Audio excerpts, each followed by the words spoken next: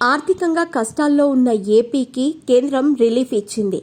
రాష్ట్రానికి special assistance for capital investment కింద నిధులు ఇచ్చేందుకు కేంద్ర ప్రభుత్వం అంగీకరించింది.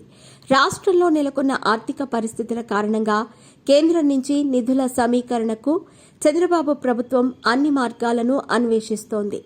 అందులో భాగంగా రాష్ట్రం నుంచి తాజాగా అందిన ప్రతిపాదనలకు కేంద్రం ఆమోదం తెలిపింది. తొలి విడత నిధులు మంజూరు చేసింది. ఏపీకి కేంద్రం నుంచి నిధులు విడుదలయ్యాయి. రాష్ట్రానికి special assistance for capital investment కింద తొలి విడత నిధులను కేంద్రం విడుదల చేసింది.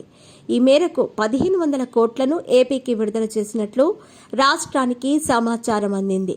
రాష్ట్రంలో ఆర్థిక నిర్వహణ కష్టంగా మారిన వేళ కేంద్రం నుంచి అవకాశం ఉన్న అన్ని మార్గాల్లోనూ నిధుల సమీకరణ చేయాలని చంద్రబాబు నిర్ణయించారు. అందులో భాగంగా కేంద్రానికి తాజాగా special assistance for capital investment కింద నిధుల గురించి ప్రతిపాదనలు అందించింది. ఏపీ ఆర్థిక మంత్రి పయ్యావుల కేశవ్ తాజా ఢిల్లీ పర్యటనలో అధికారులతో ఈ మేరకు చర్చలు చేశారు.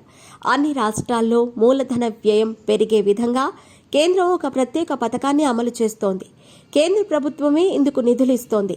దాదాపు 50 ఏళ్ల పాటు ఎలాంటి వడ్డీ చెల్లించాల్సిన అవసరం లేకుండా కేంద్రం రుణం రూపంలో ఈ నిధులను సమకూరుస్తుంది.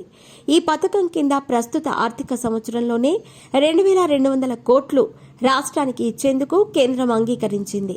కేంద్రం నిర్ణయించిన సాకి కింద రాష్ట్రం ప్రతిపాదనలు ఇవ్వాల్సి ఉంటుంది. కేంద్రం ఆమోదించిన ప్రాజెక్టు మొత్తం వ్యయంలో 66% కేంద్రం విడుదల చేస్తుంది.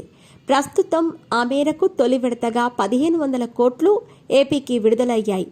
జలవనరుల శాఖ, ఆర్ఎండ్బి, ఇతర శాఖల పరిధిలో చేపట్టే ప్రాజెక్టులు, ఇతర నిర్మాణాలకు సంబంధించిన ప్రతిపాదనలను రాష్ట్ర ప్రభుత్వం కేంద్రానికి పంపింది. వాటిని పరిశీలించిన తర్వాత కేంద్రం ఏపీకి 2200 కోట్లు మంజూరు చేసింది. ఈ నిధులను రాష్ట్రంలో నిర్మాణ పనులు పూర్తి చేసి బిల్లుల కోసం నిరీక్షిస్తున్న కాంట్రాక్టర్లకు చెల్లించాలని రాష్ట్ర ప్రభుత్వం ఆలోచన చేస్తోంది.